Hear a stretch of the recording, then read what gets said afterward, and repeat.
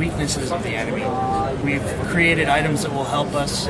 Through quests, we've actually enlisted the help of a sorceress who will create a magical force field, or a magical barrier. And we basically want to go at the very end of the act and kind of advance and obviously defeat this monster. I mentioned, you know, the scale of the areas is much bigger, but that's not the only place that we want the scale to be more important and more impressive. So we have, you know, the scale of the areas, the importance of the events, where the original Witcher was sort of focused on the events in one kingdom of Temeria. This is, you know, kingdoms are quarreling, game's titled Assassins of Kings, so there are attempts on the lives of kings happening, there are kind of global issues at hand. So we've moved to the end of the act.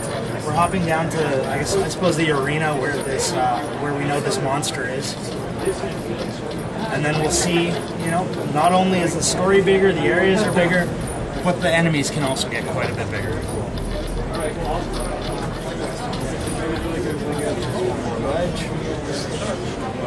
Whoa! So this is the Tented Drake. We'll try and charge it.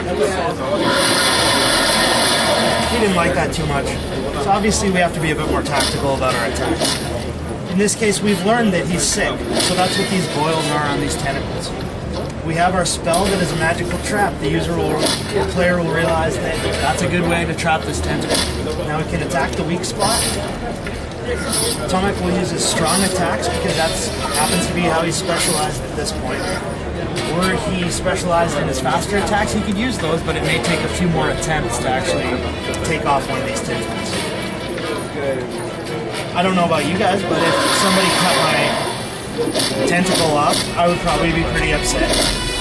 So he's going to go into a rage and start swinging his other tentacles around. Start knocking our bridge over. That'll be a cue to the player that, you know, we're probably on the right path. Let's trap another one of these tentacles and hopefully not get in the way of that. At least 3 cheers for God Mode. So we'll get this one out of here. Again, at this point, the enemy will start adapting its tactics.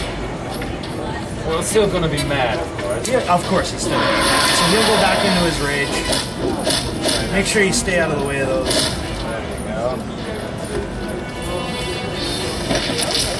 And again, he's knocking a little bit more off of that bridge.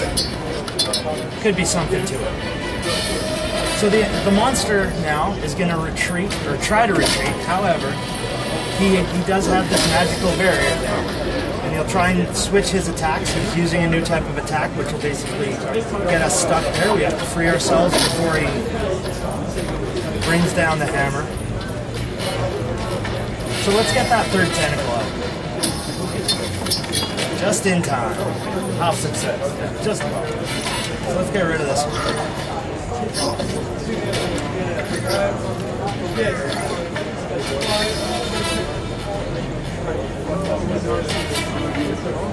And that should do the trick.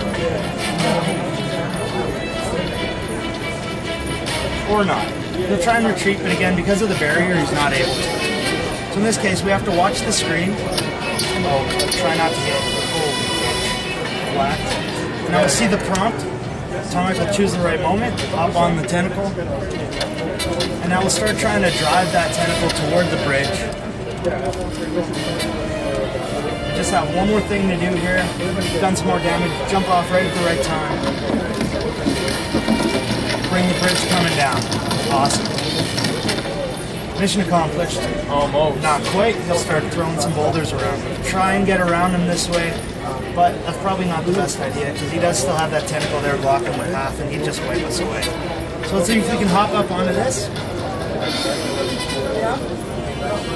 Again, he doesn't want to die yet, so he's going to keep whacking us.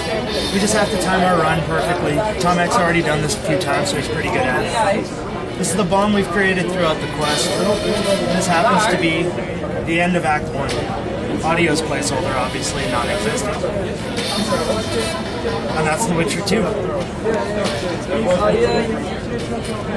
So we're aiming at it. Currently it's PC exclusive. The engine is obviously capable of console development. We've already built in support for console controllers. We'd like to approach the console development. Obviously, it would help us expand the audience and introduce it to a new audience. But with 1.5 million copies sold, I think we kind of proved that hardcore RPGs on the PC can still be very successful. And I think that with the new engine and the reputation that we've had already with the original, we can really do a good job. So we're looking at Q1 next year on PC, and that's the game.